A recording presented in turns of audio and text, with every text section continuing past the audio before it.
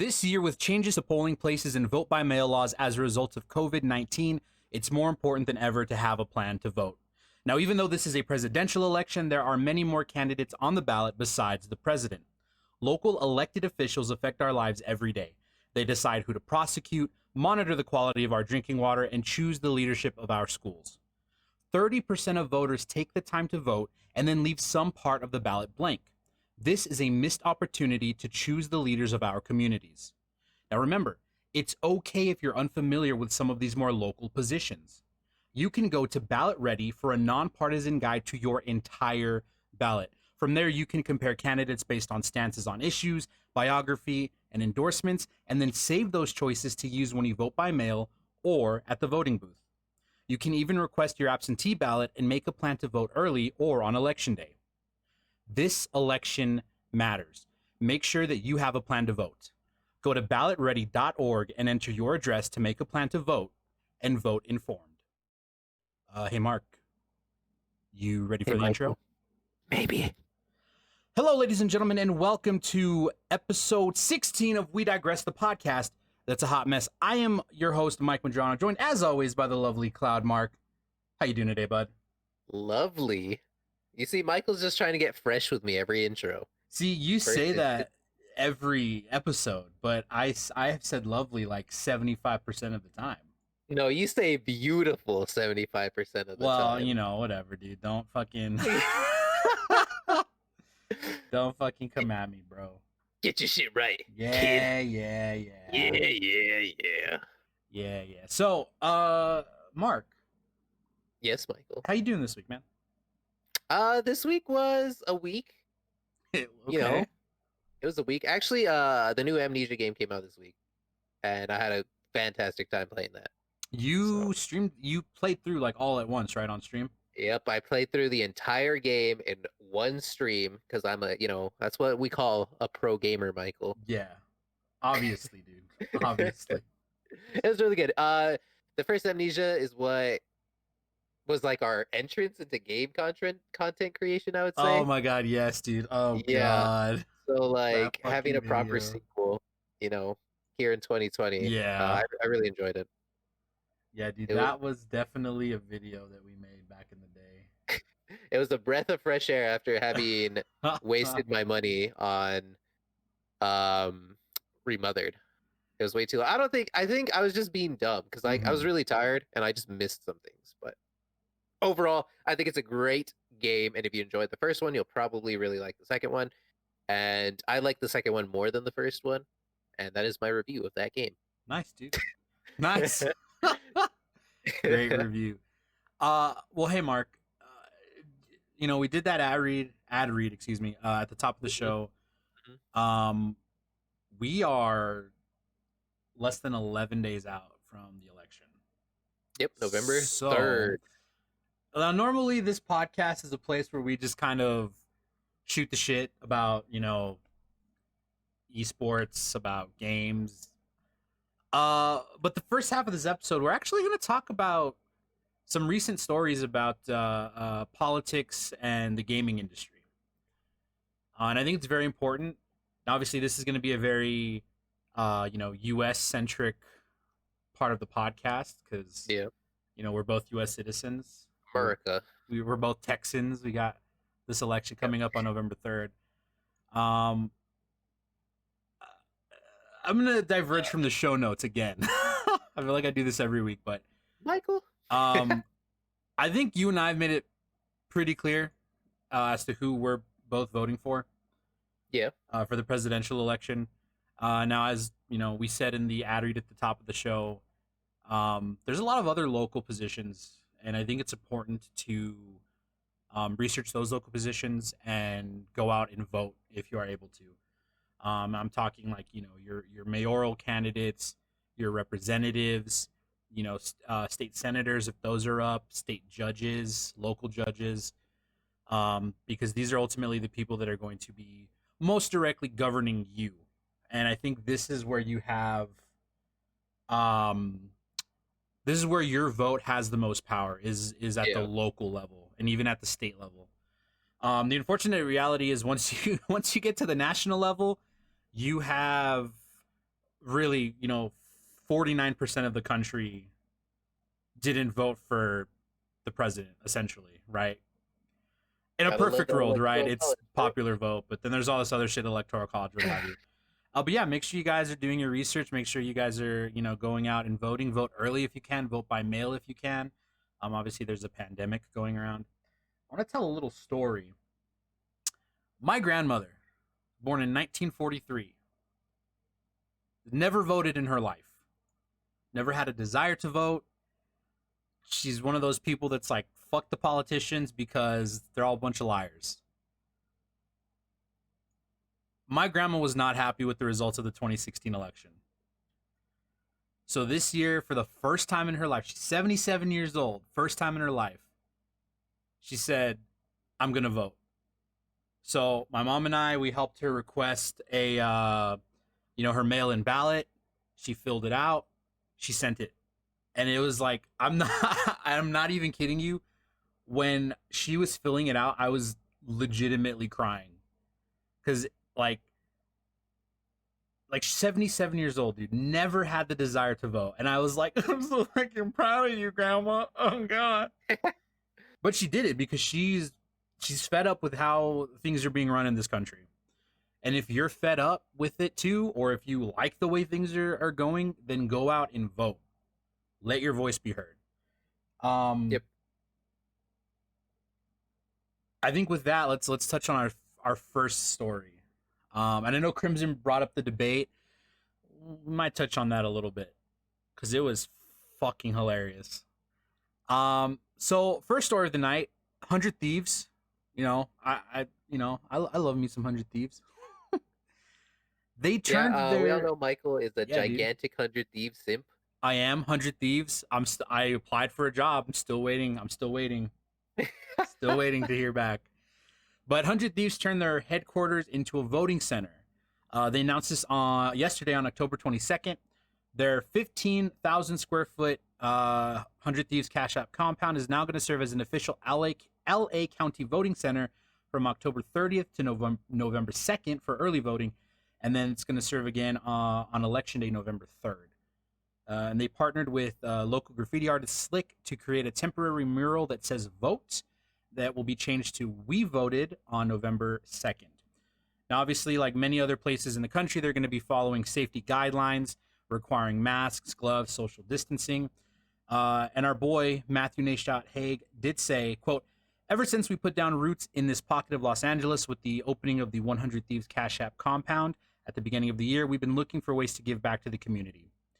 We're thankful to the Los Angeles County Registrar, Recorder, and County Clerk for the work they are doing this election season, and we're excited to partner with them to offer up a space. What do you think about this, Mark? Every time you bring up Nate Shaw, all I can think of is Michael thanks Mike Duran. Oh my God. Yeah, thanks, dude. So if you've missed it in the past, the joke is that one time Nate Shot called me Mike Duran in stream, and so that's my name apparently now. I don't know why it's so funny. It's just that the way he said it. He's like, yeah. He just told me one day, yeah, I subbed to Nate Shot. He called me Mike Duran. Yeah, dude. But no, this is great. This is great. I'm sorry for that. That just tickles my funny bone all the time. It butters my croissant thinking about it. And but no, this is great. As we've been saying for the past however many weeks, guys, you should go out and vote. There's no reason not to, and a big org like 100 Thieves going out there and doing something like this is great. And I wish more orgs would take their example or their whatever and go with it too. And even if they're just like, hey guys, go vote or something like that, because I'm a CLG fan and I don't know if they said anything. I have no clue if they've said anything. So that's kind of like, but I'm pretty I'm really proud of 100T. I'm not a 100T simp like Michael, but I'm proud of them for hosting this. Dude, someone at 100T is gonna just hear you calling me a simp, and they're gonna go, I don't know if we want this guy to work for us. I don't know. I know, right? Oops. The art looks pretty cool too. Like, yeah, it does. Here, I'll link the thing so you guys can see it. But it is that graffiti art, and I think it looks pretty cool. Yeah. I don't know what you think of it. So I know that. Okay, so for those of you who don't know, Mark and I are both in Texas, but we're in very different parts of Texas. I am super far west Texas, and Mark is in North Texas, in the DFW area. Who is there like major org wise? I know it's Complexity, and I know it is Envy. And yeah, NB. I don't know why I was Envy thinking would NRD. not be able to do something like this because their offices are attached to the American Airlines building downtown. Mark is in Blue Texas. Actually, I'm in Blue Texas. Yeah, Michael's in Blue Texas. I'm in Blue in Red Texas. Yeah, I live in a predominantly Hispanic part of Texas, so it's a very blue county. Yeah. It's the second largest blue county in Texas. Anyways, um, so Envy can't really do it. Complexity, to my knowledge, has their own facilities.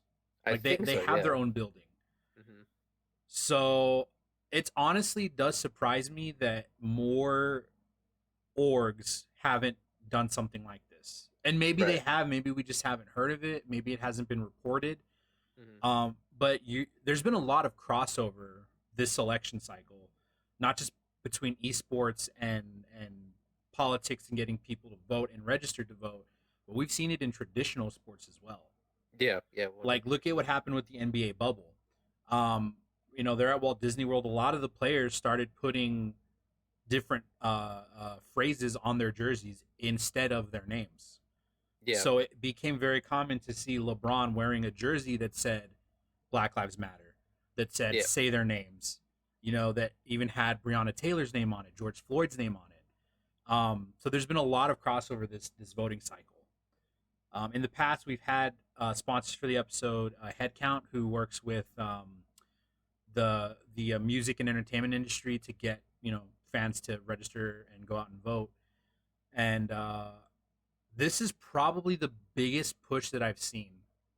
Yeah, 100%. Now, granted, we're both very young, and we've only been able to vote since 2012. Yeah, 2012. So maybe there's been big pushes in the past that we're not aware of because we were young, dumb, and impressionable. Was it Kerry and Bush? Yeah, or even like Al Gore and Bush, which I mean we were even younger then. Yeah.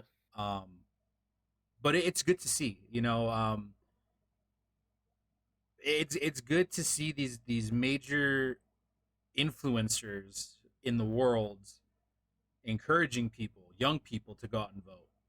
Yeah. Because the reality is that our generation and then the generation under us, we have the biggest eligible voter base, but the lowest turnout. Come on, guys. Which means we're leaving these decisions up to the older generations who are stuck in their ways, who grew up with the booming economy, who grew up being able to start a family and afford a house by the time they were 30, and we don't have that, so it's really nice to see, this encouraging of voting. Yeah, we just sit here depressed. Feels bad, man. Feels millennial, man. Yeah, dude, feels millennial, man. But speaking about, LeBron James getting people to vote, why don't you take us to our next story?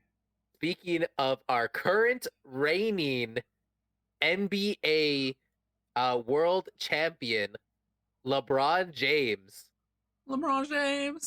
I didn't watch the what is it called? You're gonna call it the World Series. I was gonna call it the World Series. NBA Finals. Yeah, I didn't watch the NBA Finals. Either did I. I saw the last game. That was it. I saw like highlights and stuff of it. But the if you guys aren't in the know, the Lakers did win, and LeBron James is on the Lakers. LeBron James is the Lakers, dude. LeBron James is the Lakers. But anyway, LeBron James is partnering with 2K, NBA 2K.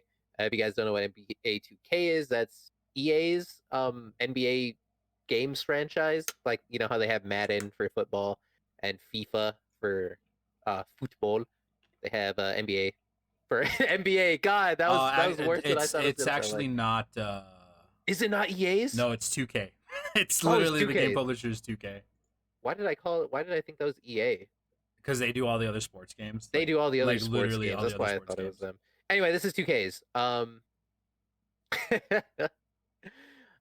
So yeah, LeBron James is partnering with them, and basically, here's what he says: video games are popular among young people, which is why voting right groups more than a vote has decided to meet them where they are, and to create a two-part series about voting inside NBA 2K 20 or 21. So the newest NBA 2K game, which drops today.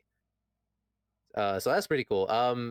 As we said earlier, or as Koki pointed out earlier, the Gen Z has the lowest voter turnout, which is obviously not good since we have one of the biggest populations, or they Mhm. have one of the biggest populations. We're not Gen Z, we're millennials, but it's really awesome to use games as a way to connect with the younger people. And the 2K series sells a lot of games. That's Yeah. why they make every single year with, I don't want to say barely any noticeable changes. I mean, you can see their sweat better, I guess, but it's barely any noticeable changes. And that's why they sell them every year, because they make a lot of money. Yeah. They have a lot of traction. They see a lot of hands, and this is a really easy way to connect with a certain audience, a certain group of people, because obviously the primary audience for 2K is younger. And LeBron James, he has kids that are already part of the esports Mhm. world, so it's not like he's coming here Shout out like FaZe blind. Bronny. Yeah, yeah. It's not like he's coming into this blind. Yeah. He has family that's already part of the esports business, and I think this is just another step to get, to reach the younger crowd, or to reach the futuristic stuff, right? Because we've seen all the interactivity in games already between concerts and a bunch of other stuff. Yeah. Well, and then I think the other thing about that is, you bring up, 2K obviously a big franchise, and I think within the world of esports, it's like you look at NBA teaming up with 2K to create the pro league for the game, where actual professional teams were setting up esports divisions, Yeah, and then those esports divisions were going out and drafting, like legitimately drafting professional players to represent them in the league, providing them over the course of 6 months a $50,000 salary, housing, food, healthcare benefits for that inaugural season. And I right. think this is just really the next step, you know? It's super cool. Like, I enjoyed that. Like, I'm a big esports person. We do talk about it a lot in this show, Mm-hmm. and like, I'm not a big an NBA player, 2K player, or even a sports game player, honestly. But I just really like watching competitive esports. Yeah. So the way that the NBA backed everything, I don't know if any other league has done it. Has the NFL or FIFA done something like that? I don't think so, right? I mean, FIFA in the sense that they're giving the rights to make the game. You know what I mean? Okay. Um, dude, to be honest with you, I haven't played a FIFA game since college. Yeah, I don't. When I don't know. we would get destroyed by our boy Yehia, Yeah, yeah. I don't know why He's I did this. He's alive. I just, he's alive. He's shout getting out married Yehia. too. Yeah, he's getting Uh, married. Congrats, yeah. We love you. Just know that. Um, what was I saying? Uh, Congrats, yeah. other professional sports leagues that have partnered in the way that NBA has. Oh yeah. So NBA's been like the biggest stuff. Like, even you see it in League of Legends, where Golden Guardians are obviously the esports. What is it? Section, not section. Like, part of Yeah, Golden State Guardians, and I'm pretty Golden State sure Warriors. Golden State Warriors. Yeah. I'm pretty sure, was it the 76ers, or was it, I think it was the 76ers that are part of Dignitas, right? That one I don't know. I just remember Clutch Gaming was the Houston Rockets. Yeah. So basically, a bunch of NBA teams are already seeing the Um, growth of esports, and esports is an yeah, insanely growing industry. Already booming, right? Already a $1 billion industry, yeah, and it's just gonna get bigger. So it's not a surprise that they want a piece of the pie, because people like money, haha. yeah. I And mean, I think it's really cool that these big orgs are investing into it. yeah. I was looking over here at chat and I see Koki put in chat, FIFA leagues are partnered with Sony, and you always see Sony and Sony game ads during games. That's similar. Well, that's actually the exact same thing that 2K does, where you get ads in game for certain things. And apparently these are going to play within the game as if they Huh. were ads. Huh. So the series is going to revolve around basketball, obviously, and includes interviews and animations to highlight why it's important to vote this election. The first episode stars ESPN and More Than a Vote's Maria Taylor, who speaks about her experiences seeing voter suppression in Georgia's primary elections in June. And the second episode is going to star Atlanta Hawks' Trey Young, who talks about the history of voter suppression in America and why voting is important. Um, yeah, I mean, I feel like we've said all we need to say about that. It's really, really awesome to see these game developers pushing for something like this. Yeah, it's super cool. Speaking of games, Michael, Oh, this is a game I'm very familiar with, even though I haven't played it in like 3 months. I've never played this game, by Yeah, the dude. way. So Animal Crossing. That's a game. So I want to say it was last year, 2019, August or September. Was it that far ago? Long ago? I don't remember. wasn't that in March? Was it in March? I don't. Dude, Yeah, honestly, I don't even remember. It was 100% this year. So. Yeah. Okay. So this year, we'll say March. My brain's fried because 2020 has been hard on everybody. But oh yeah, dude, duh, it barely came out this year. I'm a dummy. Don't listen to me. Don't listen to me. Disregard everything I've said. So earlier this year, our boy Joe Biden, Joseph Biden, he launched some exclusive like in-game like shirts and yard signs and stuff in Animal Crossing. Well, he's officially launched the Joe Biden Animal Crossing island known as Biden HQ. The town dons Team Joe flags throughout, the island. There are campaign flyers strewn across the island. It's said to resemble a Biden-themed amusement park with ice cream stands all over the place. There's model trains. There's actually a model train room in his house, like on the island, which is fucking sweet. And there's exclusive in-game merchandise. So, quote, "We are continuing to reach out to voters across the country, wherever they are, including on Animal Crossing," said Christian Tom, director of digital partnerships for the Biden-Harris campaign. "We are launching Biden HQ, an entire island on the platform where supporters can further connect with the campaign. There are," end quote, "there are two main areas on the island. There's Biden's campaign house, which looks like a campaign office, where you can see mugs strewn across the desks. There's a merch store. There's a model train room. And then there are two rooms on the second story, one for Joe, one for Kamala. And then there is a polling location on the island with voting booths, a giant ad for iwillvote.com, including an election day checklist.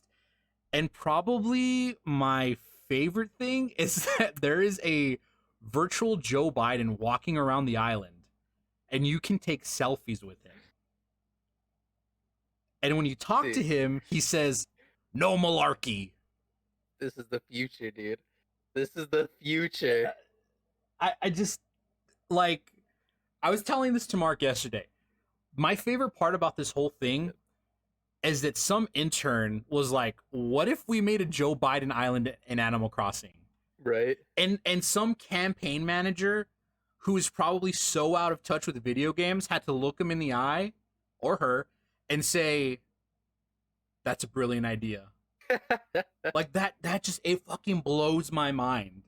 And I think this just goes to show again that you have these campaigns, political or just encouraging people to go vote, that are really trying to tap into the younger generations of eligible voters to encourage them and excite them to go do the research and to go vote.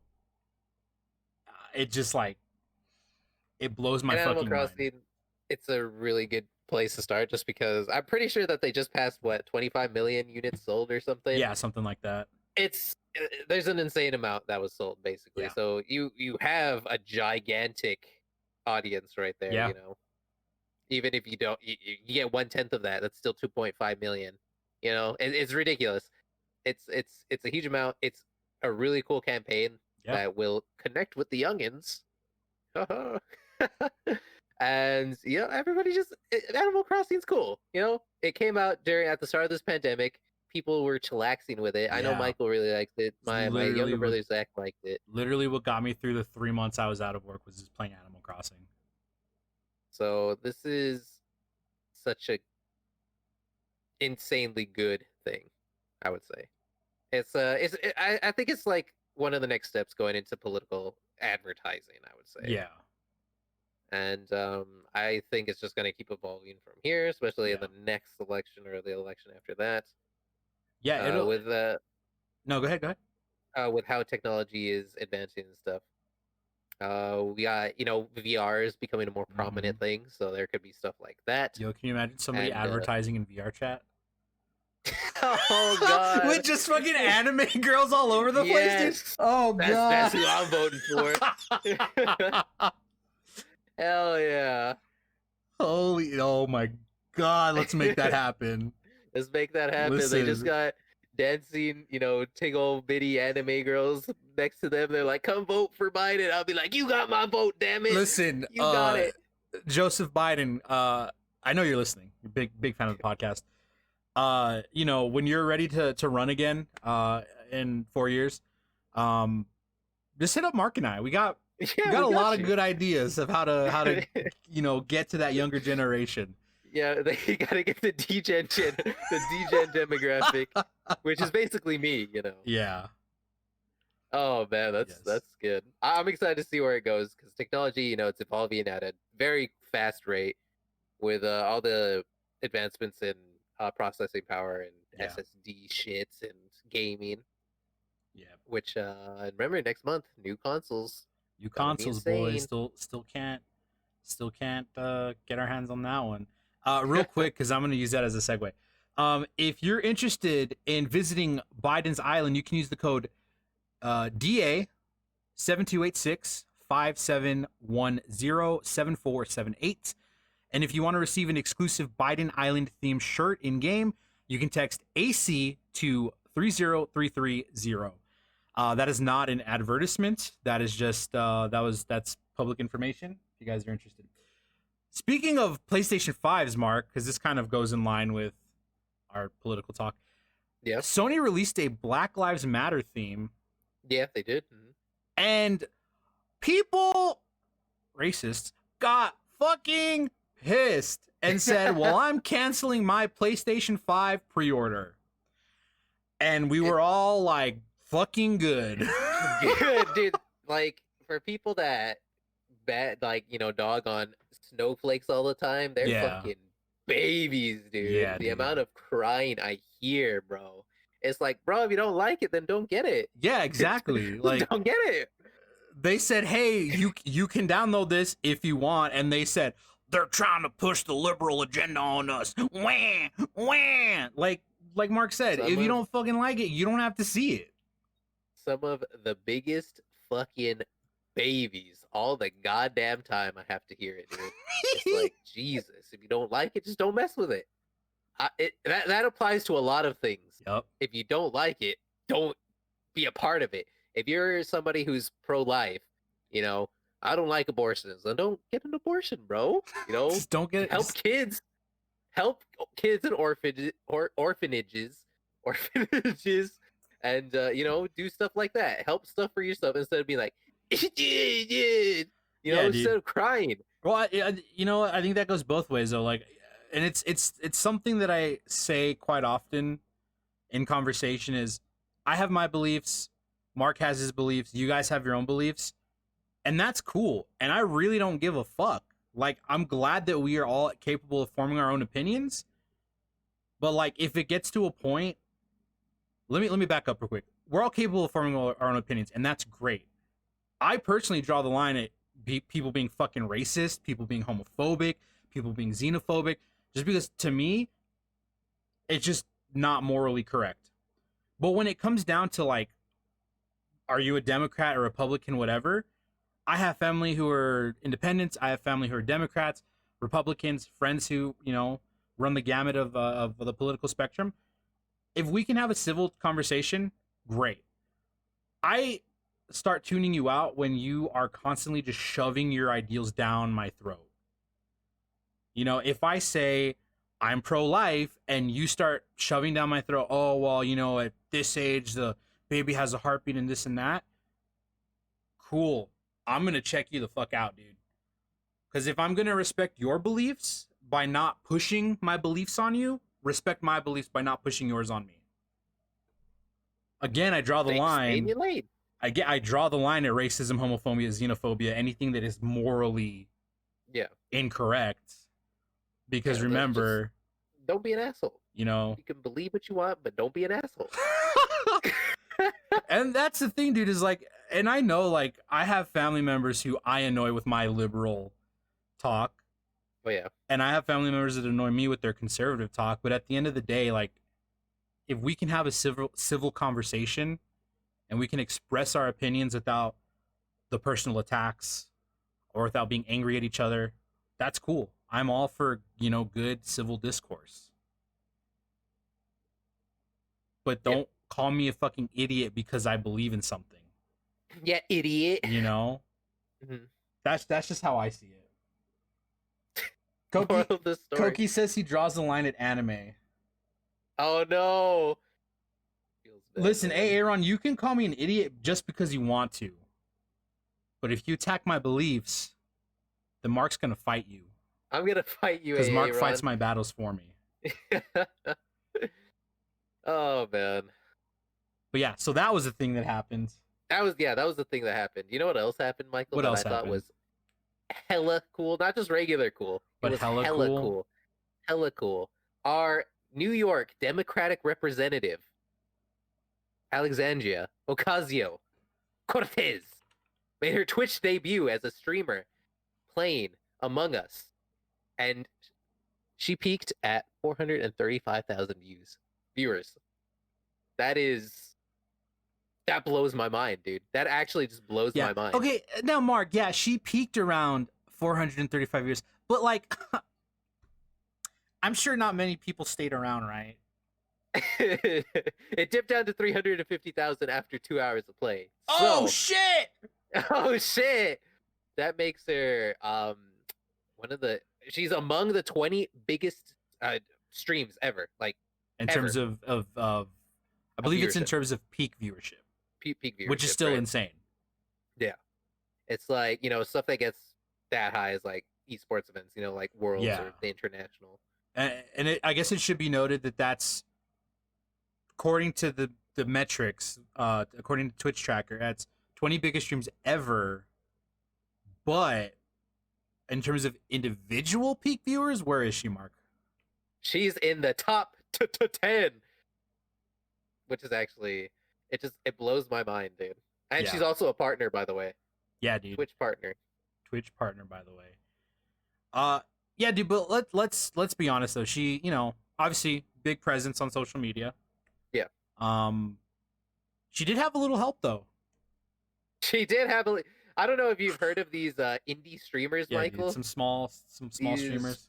Small time streamers, you know, they average a couple viewers. So, you know, you got names like the Squeezed Toast. The Squeezed Toast. You got it's Pokey. We all love Pokey. I'm a Pokey sim. Let's go, Pokey. And you got Dr. Lupo. You know, there's a bunch of humongous names were a part of those. We're a part of that Among Us stream. Yep. Yes. Hassan Abi.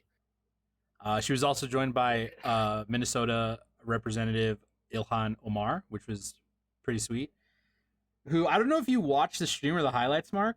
I've seen a couple highlights. I didn't actually watch. But Representative Ilhan is, she was kind of good at the game, honestly. Was she? Yeah, dude. Like, it was.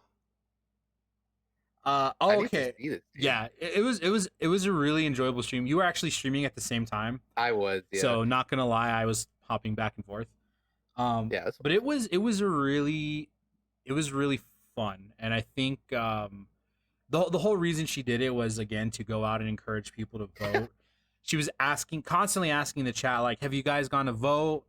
Do you guys have a plan to vote? You know, she was reading some stories from people in chat, but it was really Yeah. hard when you have upwards of 400,000 people Yeah. watching your stream. Yeah. But I want to point something out, and I was gonna put this in earlier, but I didn't. But Koki brought it up in chat, and he says he also had XQC and Trainwreck tweeting a tantrum. I don't know if didn't you even saw know they this. tweeted anything. No. Yeah, so I guess they got upset because they weren't invited. Bro. So I guess Trainwreck's reply. So she tweeted out saying, "Anyone want to play Among Us with me on Twitch to get out the vote?" And obviously, you know, people like Pokey, like Hassan, replied. Trainwreck's also replied, but he never got a response. And he said something like, he tweeted back to her saying like, "Hey, now that you're done with the Avengers, why don't you come play with us?" And he, you know, added XQC and Ninja and some other people. And then XQC threw a tantrum because he wasn't invited to play with AOC, and like, I don't know, dude. It just Why y'all gotta be babies? yeah, I don't know, dude. She's busy, dude. Yeah, dude. Like, she had her thing. You know, this was to get people out to vote. Yeah. This wasn't for this was for a cause. It wasn't just be like, Yeah, it wasn't yeah, like I'm just here to have some fun, you know. It was for an actual cause. Yeah, it's not like she was there to just like, you know, get donos or anything. And it's like these guys are crying as because somebody didn't answer. You know them. You have how many viewers in your chat that you don't that you never answer. You know, it's how are you gonna get mad off of that? Yeah, I definitely thought that it was an interesting take. At one point, Trainwreck's like sent out another tweet saying like, "Oh, thanks for the invite" or something. "Sorry, I couldn't join you." And so then people were like, "Oh, I guess she did invite him to play." But then Hassan came out and was like, "That never happened." Like, he never. First of all, I think Hassan was more upset that he got called like the Avenger when he was like, "I've been banned more times than anybody else in that stream combined." And really, you're gonna say that Ninja's not an Avenger? You know, Ninja's super family friendly streamer. At least you know, he was back during Fortnite. But yeah. As Koki said, long story short, XQC and Train are full of themselves and don't realize they are children and not good people to be around, especially for a spread the vote information stream. Tweeted like 100 times and they deleted like all of them. Yeah, dude, people were just being babies. Like, you gotta realize that if your brand, part of your brand is being an ass, then stuff like that is gonna affect things, you know? And I'll be honest with you, my take on it was they were more upset that they weren't playing for the to get the exposure than they were upset about, you know, not being able to play with like AOC and with Representative Ilhan. Bro, what exposure do you need?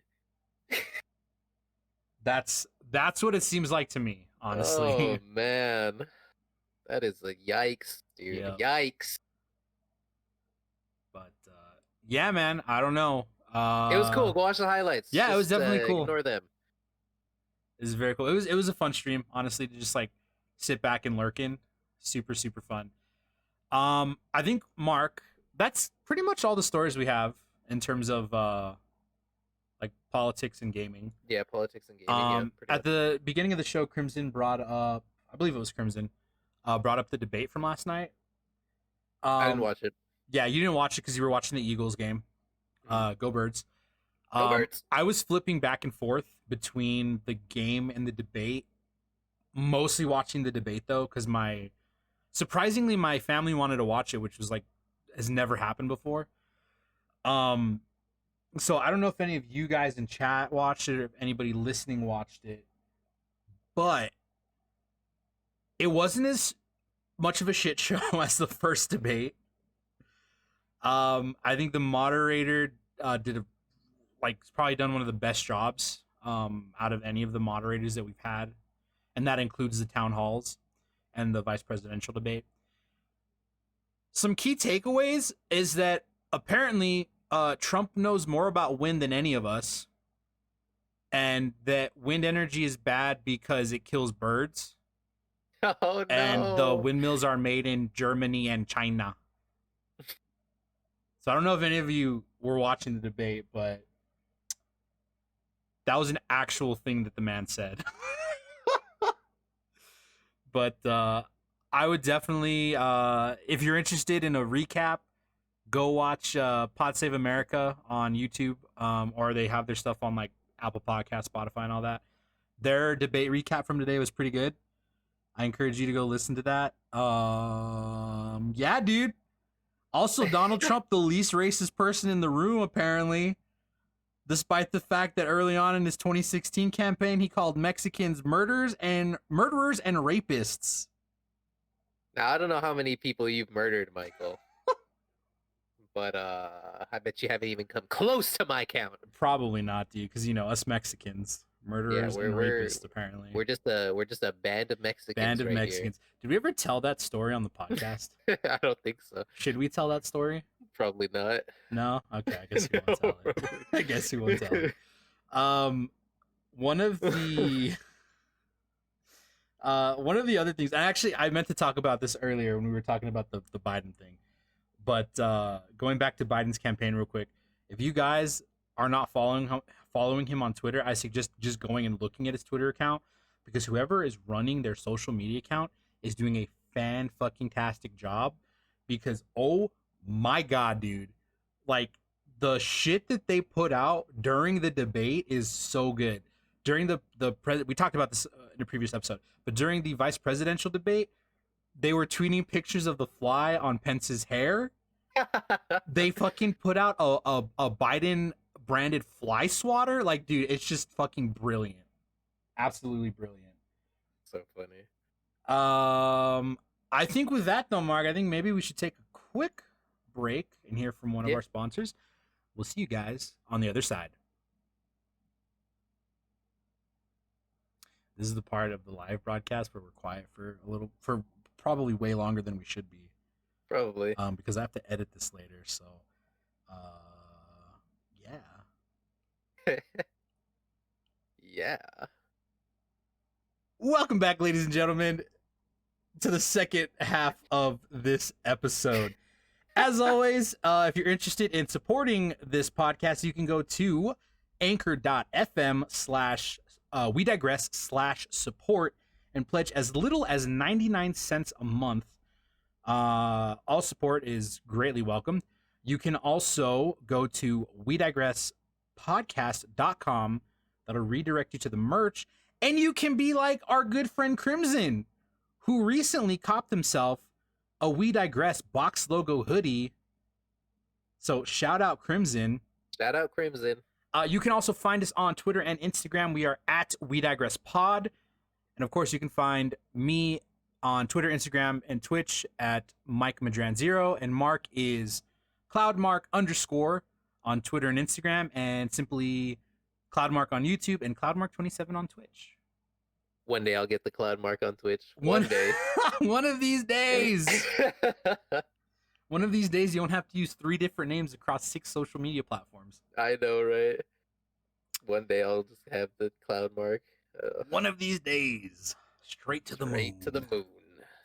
Straight to the moon. Straight to the moon. So, Mark. Speaking of moons. Yes. Great fucking segue, dude. Oh, shit, dude. Oh, dude, we're getting better at this. Yeah. So, speaking of moons, Amazon's cloud gaming service, the Luna, and if you don't know, Luna means moon, is will be available for a small number of US-based customers, and they will receive invitations to the service and invites to purchase Amazon's Luna controller, or is it just a controller? I think it's a Luna. I believe it is the Luna controller. It's Luna Alexa controller. enabled. Mark, it looks just like a Nintendo Switch Pro controller. Yeah, I want to tell it to play me Despacito. God damn it! I'll go ahead and I'll link this in chat for everybody. Imagine it's just playing on your controller. Wait, did it actually not link the entire thing? Oh no! Yeah, it did. Michael. It's fine. It's all good. It's there. The Luna controller. So the early access will be available on Fire TV, PC, and on web apps for iOS. the Android version will be coming soon, and it requires a subscription to Luna Plus, to the Luna Plus gaming channel, which is 50 games for $6 a month. And Amazon, they're not offering full game prices, so you can't go onto it and be like, "Yo, I want this certain game. I'm gonna buy that." That's not how it works. And early access players get 7 days off of Luna Plus for free. Yes, sir. So one thing you mentioned is that it's available on Mac, right? It's a computer, PC, computer, TV. Okay. It's available on iOS? Oh, When freaking Games Pass and xCloud isn't available? That's right, folks. So the way that Amazon's getting around this is it's not an app that you download from the App Store. You play it in the browser of like Safari or Google Chrome. oh So that's shit. how you're able to play it on an iOS device, which I think is fucking hilarious, dude. It's another big fuck you to Apple. Yeah. You know, it'll be interesting to see how Apple responds to this. Hey, thank you, fellow Mark. We appreciate that. Shout out, Mark. Thanks, dude. Marker 714. Who, by the way, can I just say, so person we're talking about popped into the Discord channel yesterday. Fucking hilarious, dude.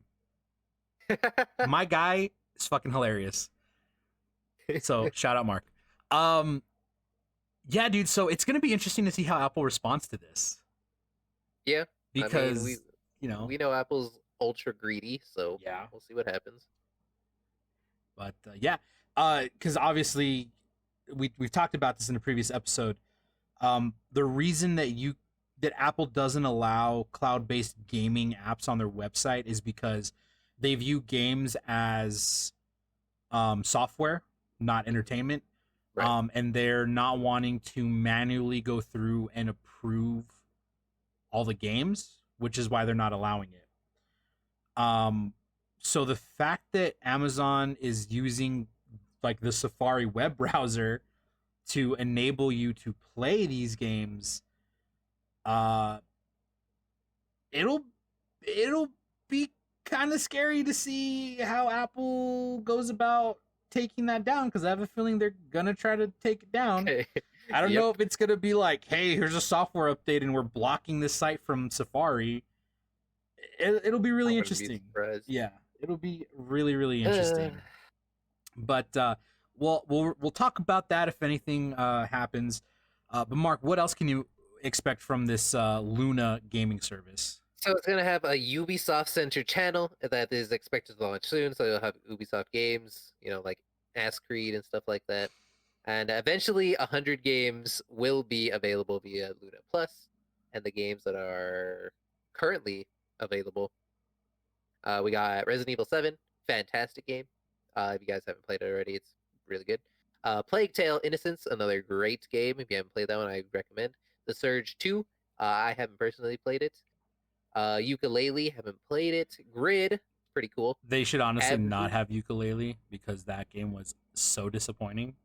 Oh, feels bad, man. Yeah, if you don't know the story behind so. Ukulele, it was the original creators of Banjo Kazooie made a spiritual successor, and it was very disappointing. It's very disappointing. Uh-oh. Very bad. Sadly, fellow Mark, they will not have remothered on the new Luna. New Amazon Luna. They Mr. Jeff Bezos called up his favorite former Amazon employee, Cloud Mark, and said, "Cloud Mark, should we have this game on the platform?" And Mark said, "Fuck no," and stop calling me. I love you, Jeff B. I love streaming on twitch.tv/cloudmark27, which is a subsidiary of Amazon. Oh, yeah. But seriously, stop calling us. They also have Abzu. Never played it. Brothers, A Tale of Two Sons, which was my heart. Ass Creed. There we go. Ass Creed Valhalla. Which is the new one. That's the new one, huh? Yeah. So so Ass Creed, Valhalla, Far Cry 6, Phoenix Rising. Those are all reported to be day one launches. Not day one launches, but they're going to come out the same day as the physical releases. So there's that. And it's got Twitch integration. Guys, streaming is really big. I think Twitch integration is, if not Twitch, then some type of streaming. Yeah. Whether it be Facebook, YouTube. Yeah, what else is there? D Live, Trovo, Picotaro. Brime. Apparently that's gonna be coming out soon. Billy, Rip Mixer. No, fuck Mixer. Broke up with me via tweet. I said it. Oh shit, he fucking said it. Somebody clip it. Somebody clip it. Yeah. But I think streaming integrations is just it's almost a necessity now with how popular streaming is. So the way the Twitch integration is gonna work is let's say Mr. Mark here is like, you know what, I'm gonna load up my Fire Stick TV and get onto the Luna Premium Plus free channel, whatever the hell it's gonna be called, and he goes, Amazon Word. I don't want to say it. Amazon Word. Play Abzu. And when it brings up that page, he'll see anybody on Twitch who's streaming that game as well. So that way he can check out those streams, which is actually good. Yeah. If you have somebody who's like hasn't played, say, a Plague Tale, and they're streaming it on Twitch, and then you want to check it out on this platform, potentially get some more exposure that way. Yeah, 100%. Twitch is okay. You know what? I got a gripe to pick with Twitch right now. Oh, shit. So I opened Twitch yesterday, and it's like channels we think you'll like. Have you guys seen this on your Twitch front page? Yeah, you're channels always in my recommended. Yeah, it's people I already follow. Yeah, exactly. I'm like, yeah, dude, I know I would enjoy these people because I follow every single one of them. What are you doing, Twitch? Just I follow all of those channels. Why are you recommending me channels I already follow? Twitch? Jeff, where are you, bud? Come on, Jeff, dude. call us back. We have some complaints. Jeff, come on, man. Yeah, dude. Yeah, that was my gripe with Twitch. Yeah, dude, it's always funny when I open up the homepage and I see like you're the first recommended channel, and I'm like, me. First of all, who the fuck is this scrub? Second of all, I already follow him, so what the hell? It's like, yeah, I get you're trying to show people, like, hey, you might like this channel, but if it's people that they already follow, it defeats the purpose of that section. It's a useless section. Yep. So just think about that, Twitch. Just think about it. Just think about it. Ow. So moving on to some. Sorry, I'm reading chat over here. Koki says, "Bro, I've unfollowed streams on Twitch, and then they recommend them to me." I'm sorry that I get recommended to you, Koki. Oh my god. So moving on to some more cloud gaming news. Do you remember Google Stadia? Nope. Do you? Exactly, dude. Well, this is the most we're probably ever going to talk about Google Stadia, and it's for the wrong reasons. So this week, Google Stadia is launching truly free-to-play game demos. The first one is Pac-Man Megatunnel Battle, because that's definitely a game I want to play. Dude, I'm so hyped for that. 2 other games coming later this week. The demos are available for 7 days and will not require a Stadia Pro subscription. Whoa. First of all, why is the demo only available for 7 days? Second of all, why did you have to have a subscription in the first place to play a fucking demo? Oh, Stadia doing What? stupid things and wondering why nobody likes you. Yeah, dude. Sources saying that this is Stadia's way of trying to get people to get on board with the platform without having to force them to spend money in the first place. But then, Mark, some other fucking stupid ass shit came out. Okay? And we mean some stupid ass Some shit. really stupid ass shit. As tweeted by Alex Hutchinson, who is a creative director. Oh, you know what, dude? He took Google Stadia out of his bio. No way. He fucking so he was That's a so creative funny. director at Google Stadia. Did he take it out, or did he just? Yeah, I don't see it here anymore. What the fuck, dude? Oh man, that's so funny. What, dude? That is Oh, fucking hilarious, dude. Hold on. I gotta verify this. he did used to have Yes! it in his. Yes, right here. Google distances itself from Stadia creative director Alex Hutchinson. This was from 16 hours ago, so this was from today. Okay, so before we get into that, let's talk about this tweet first. Okay. So this guy, apparently former creative director at Google Stadia, tweets out, quote, streamers worried about getting their content pooled. Now, this is in reference to the DMCA takedowns happening on Twitch, right? So streamers worried about getting their content pulled because they used music and they didn't pay for should be more worried by the fact that they're streaming games they didn't pay for as well. It's all gone as soon as publishers decide to enforce it. The real truth is the streamers should be paying the developers and publishers of the games they stream. They should be buying a license like any real business and paying for the content they use. Going on later to say, amazing to me that people are upset at someone saying that the creators of content should be allowed to make some of the money from other people using their content for profit. Which, obviously, a lot of people in the community, both little people like us and prominent content creators like Jacksepticeye, Laserbeam, Dan TDM, they came out and they fucking roasted this guy. Straight up fucking roasted him. You had Dan TDM, a popular YouTuber, coming out and saying like, wow, this is funny coming from the guy whose company paid me to advertise Google Stadia, and look how well that's doing. You had people like, let me see here, Jacksepticeye saying, I find this extremely ironic considering you have fan art of me, a streamer, as your banner on Twitter from when I played Savage Planet. You've even cropped out the watermark in the banner and haven't given them credit for it anywhere. Very hypocritical, excuse me. You had Laserbeam saying, look at Fortnite, look at Minecraft, GTA 5, Among Us, at Fall Guys. Ask them if they're upset with people streaming their games. I don't understand. Like stream. I'm at a So loss of words. some of these games would not exist if it wasn't for streaming. Exactly. Fall Guys would not be this huge runaway hit if it wasn't for streaming. Among Us would still be, trapped at what 200 players per weekend. Among Us came out in 2018, and it wasn't until a couple of months ago that it was like the top viewed game on Twitch, and they've been making shit tons of money on that game.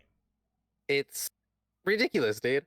There's some games that I never would have heard of or even enjoyed if it wasn't for streaming.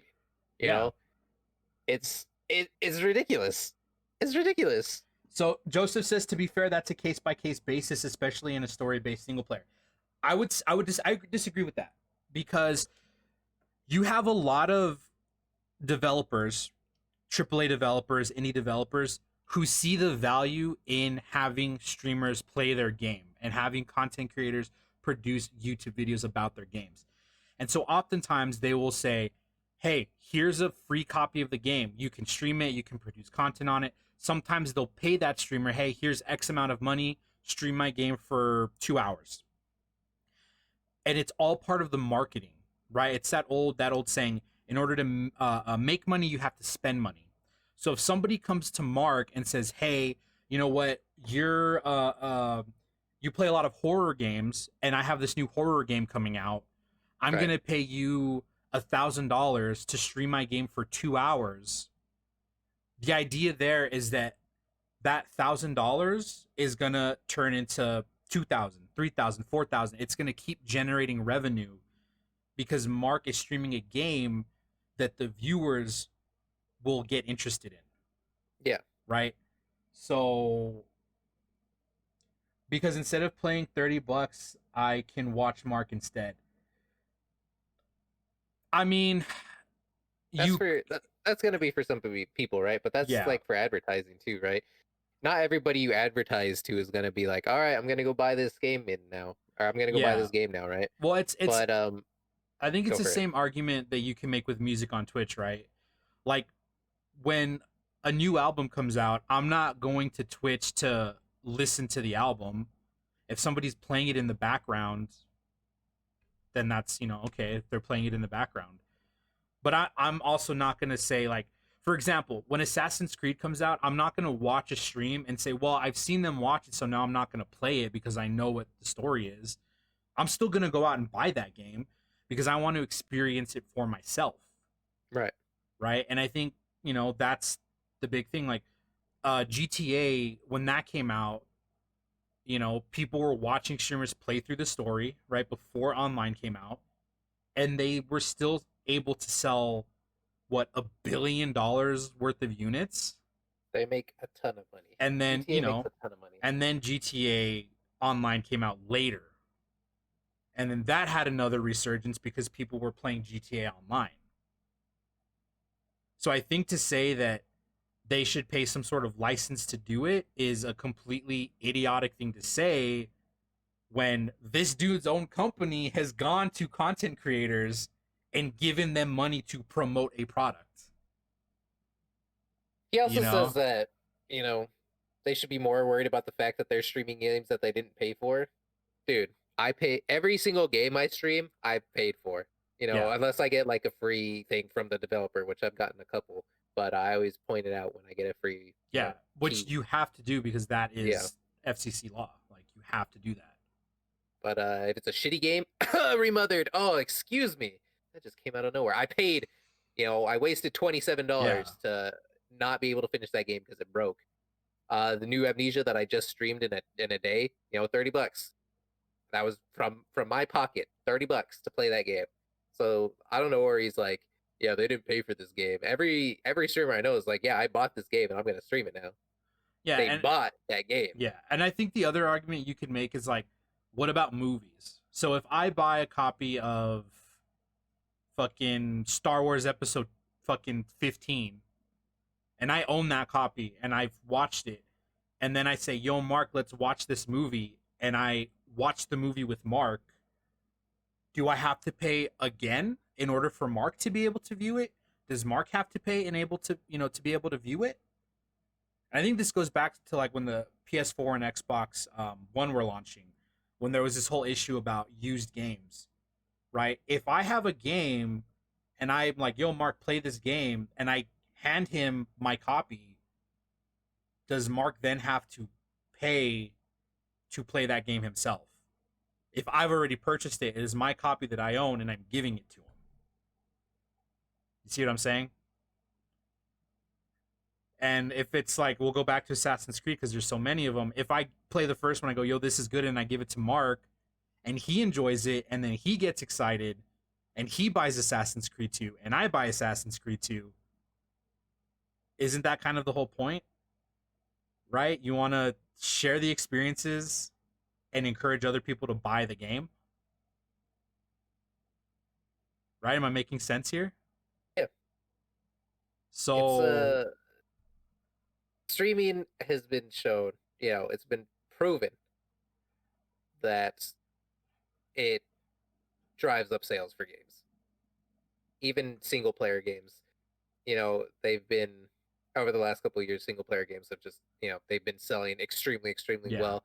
We can take the Resident Evil games, for example. Resident Evil 7 and Resident Evil 2 remake, the fastest selling, Resident Evils in the series, and those are the most recent two. We don't talk about Resident Evil Remake 3 because that game sucked. But that game sold really well as well. So yeah. And those are all single player horror games, horror, single player horror games, which some would argue, you have to actually experience it yourself to, get the full enjoyment of it. Yeah. But I loved watching Bach play those games, but I bought the games myself and I played them, right? And I know a lot of other people do it. It's like, you want to see other people's experience with a game and compare it to your own experience with the game. That's why people talk about their experience with movies and stuff with other people. And that's why a bunch of like these YouTube channels where they talk about their experience with a game or whatever, or a movie or something, and it connects with a lot of other people, and then even more people experience it. I think it's just is there like a perfect, marketplace to do this involving streaming, or does it have its own problems? Sure. But to say that streamers should be paying the company, which I already am because, I bought their game, Yeah. to stream their game, it's like, then you're just gonna, nobody's gonna stream anything. Yeah. I don't have the money to pay for a game and then pay the streaming fee or whatever. I will say I think my favorite response to this so far has been uh I should have saved the tweet, but I didn't, so I apologize. But it was somebody basically said the developer's not getting the money though. It's the publisher getting the money. So all you would be doing would be lining the pocket of the publisher, not the people who actually created the game. Right. Because those people have already been paid. Yeah. Right? If Sony picks up a company and says, "Hey, we're going to give you X amount of money to make your game," they've already been paid. And sure, they may see a small percentage of that, but most of that money is going to be going to whoever owns the rights to that game, which is oftentimes the publisher. Yeah, part of a game's budget Yeah. is the basically the salary of your employees. That's part of Yeah. a game's budget. So let's say you have two games that have the same budget. One sells 100,000, the other one sells 2 million. The game that sold 2 million, the people are going to be paid the same. Yeah. That's their salary. They're not going to get any more money. So you're not paying the creators more. You just be paying the publisher. Yeah. That makes zero sense. I think this also goes into, like, obviously the internet is still very much in its infancy. And I think more than that, you have like marketing on the internet is even more in its infancy, right? So if you look at like makeup companies, they'll send palettes to, Instagram beauty gurus, YouTube beauty gurus, and it's marketing. It's, we're gonna give you this product for free. You're gonna talk about it. You're gonna make a video. You're gonna make a post to your millions of followers, and they in turn are going to buy our product. So again, when you have, especially in the games industry, you have companies that are saying, you know what, I want you to play this game because I think you'll have a good reach and we're going to sell more copies that way. It's all marketing at the end of the day. And I know I see some of you guys bringing up like watch parties and stuff, or NFL, right? NFL streams on Twitch, right? For Monday night, Thursday night, Sunday night football. And there are Twitch streamers on the platform who get permission to stream those things. And what does the NFL get in return? They get higher ratings, which is more money, and they will get more money from merchandise, and then their advertisers, or the people that pay the network to advertise during those games, will also get more money. Right? So right. I think it all comes down to marketing. I think, like Mark said, there's no perfect answer to this, but I think to say that streamers shouldn't be allowed to do this or should be paying extra to do this is completely idiotic. I think it is a bad take, right? Especially, like I said earlier, when this guy is paying other people to promote his product. You see what I'm saying? So if I'm a guy and I get the Google Stadia and I capture gameplay from it and I make a video, but I'm not being paid by them to do that, and are they going to tell me, no, you can't do that? Even if I say, yo, this is the greatest thing ever, everybody should do it. It's free advertising. Right? It's marketing that you don't have to pay for. So you're making more money on the thing. Yeah. But that's just my take. It's a big thing that we can, discuss for a long time. But at the end of the day, I've seen streaming bring games, back from the dead, aka the most recent Among Us. Among Us would not exist if it wasn't for, I think it was Dr. Lupo, right? And yes. Yeah, Among Us would not be what it is today if it wasn't for Dr. Lupo. Mm-hmm. That's just a fact. It's a cold hard fact. Yeah. So real quick, to be the last thing we say about this, I guess, and then we'll move on to some other stuff because we've been going on this for quite some time. So the tweets did receive negative response from various corners of the industry, and even Google has spoken out against Alex Hutchinson. Speaking to 9 to 5 Google, a spokesperson said, quote, "The recent tweets by Alex Hutchinson do not reflect those of Stadia, YouTube, or Google." Meanwhile, Google's global head of gaming for YouTube, Ryan Fwiz Wyatt, my boy Fwiz, said, quote, "We believe that publishers and creators have a wonderful symbiotic relationship that has allowed a thriving ecosystem to be created, one that has mutually benefited everyone. YouTube is focused on creating value for creators, publishers, and users. All ships rise when we work together." So yeah, even higher ups at Google are saying, "Nah, man, that ain't it. That ain't it, fam." Nah, dog, that ain't me. So yeah, there's that. thing. There's that. Let's see. What else did we have to talk about today, Mark? I think that was it, wasn't it? Go Birds. Oh, go Birds! You know, this is gonna be our sports ball talk. Mark and I are Sports ball huge talk. Eagles fans, and I thought we were gonna fucking lose yesterday, and we didn't. We probably should have lost. Probably yesterday. should have lost. Not gonna lie. Probably should have lost, but But you know we got that dub. Go Birds! Yeah, dude, we're now number 1 in the division, going to what are we 2-4-1? 2-4-1. Let's go. Number 1 in the division. NFC fam. least, baby. NFC least. I just wanted to point something out real quick, and then we'll move on because not everybody's into football. Did you see the likely scenario that could happen between the NFC West, right? The West and the NFC East. I did not see this. So even if we take the division, we'll still most likely be a wild card. But that means there's a possibility that the Bears could also be a wild card because their division is very stacked. The Bears. Which means we could potentially see a wild card weekend game where Eagles quarterback Carson Wentz faces off against former Super Bowl champion Big MVP. Dick Nick Foles. Which, if you're unaware, Nick Foles won, not single-handedly, but he was very, very influential in us winning the 2017 Super Bowl. Yeah.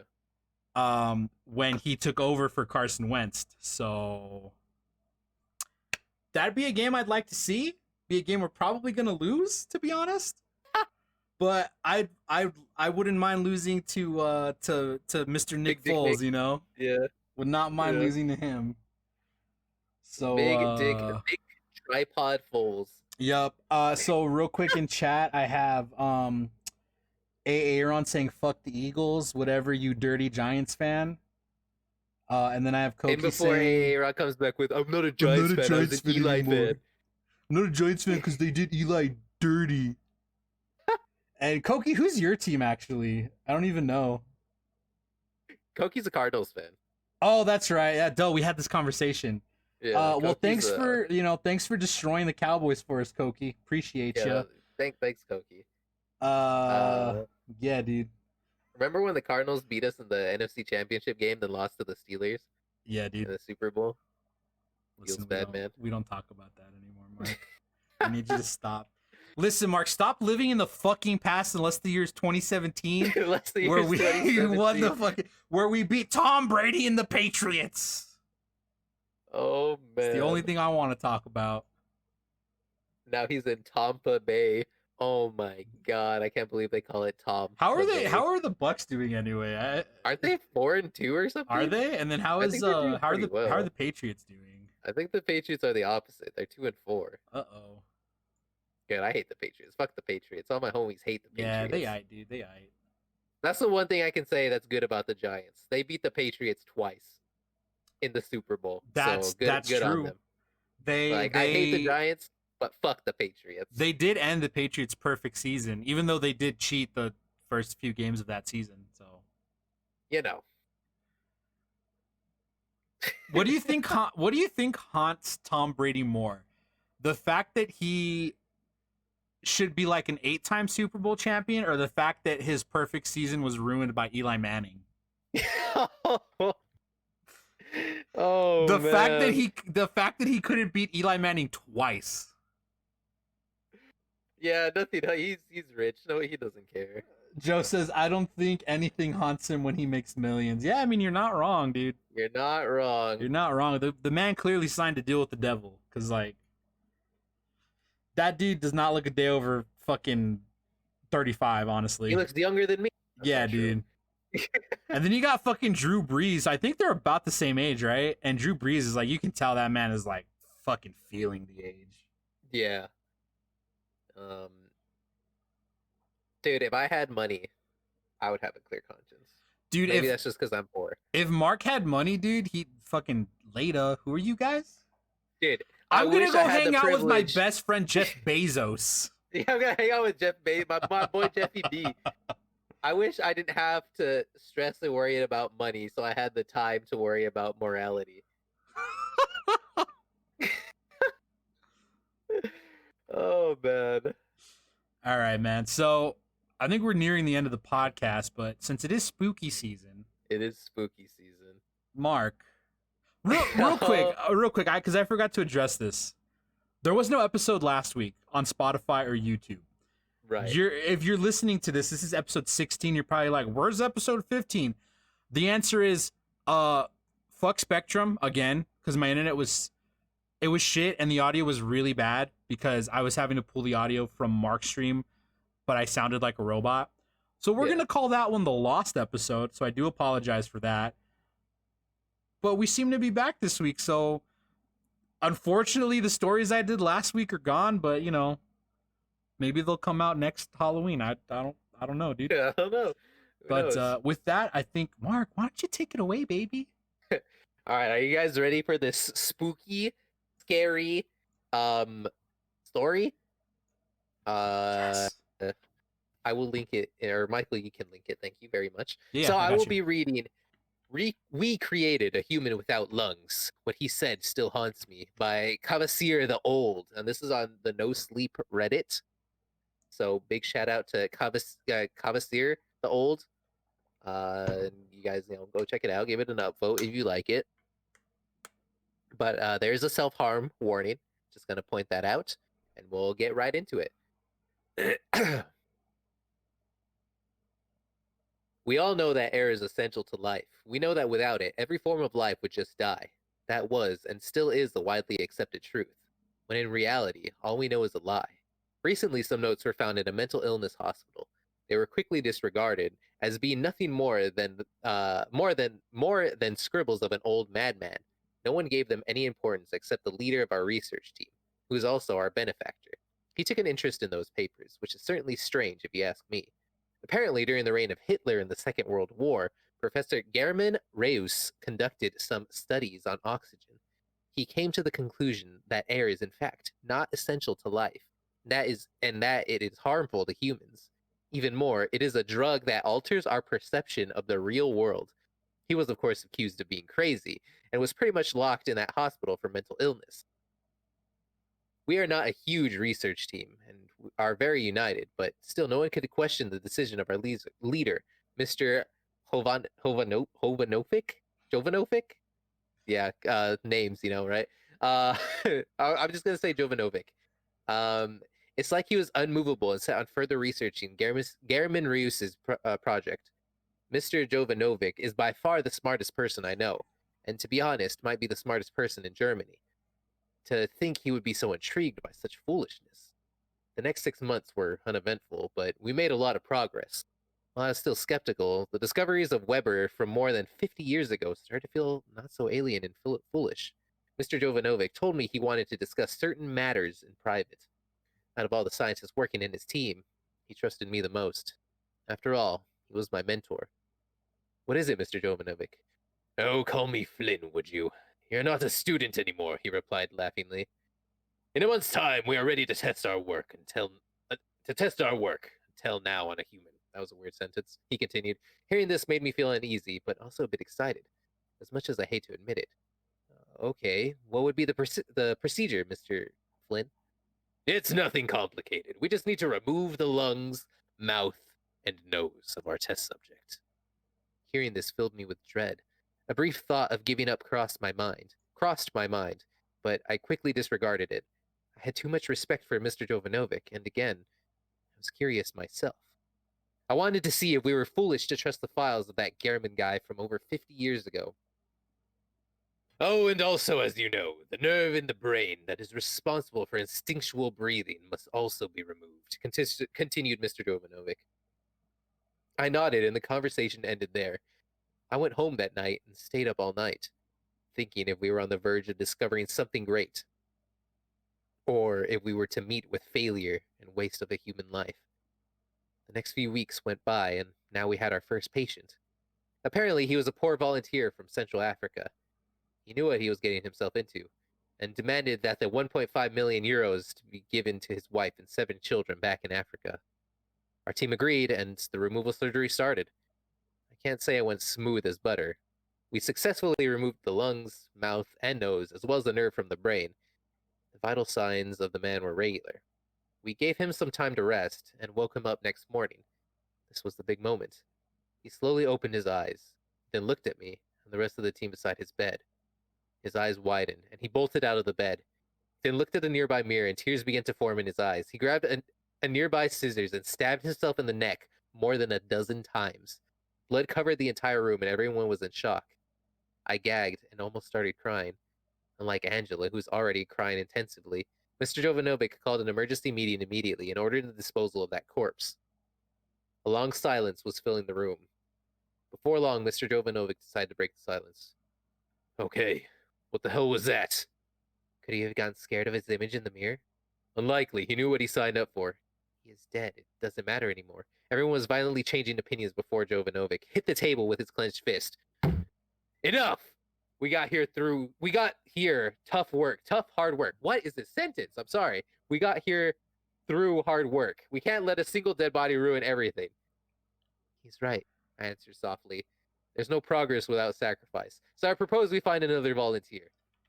Yes, that's what we're gonna do. If anyone disagrees, raise your hand, said Mr. Jovanovic. Again, nobody seemed to disagree. After all, who would want to spend 6 months on something without seeing the fruits of their work? It's been 2 months now, and another volunteer was found. This time, a young man from Spain named Andreas showed up at our doorstep, so to speak. Mr. Jovanovic told me to inform him of all the details. We also decided to not remove the mouth of our patient this time, in order to question him. Andreas, right? I believe you already know what the surgery is about. Yeah, about removing both my lungs, he answered with an incredibly relaxed voice. Oh, okay, I see you're not scared at all. That's good. And yes, you're correct. We're going to remove your lungs. You have nothing to worry about, as our previous attempt was a success. Whatever you say. However, if I don't survive this, I want the payment for my service to be donated to the San Josinero orphanage. I grew up there, you see.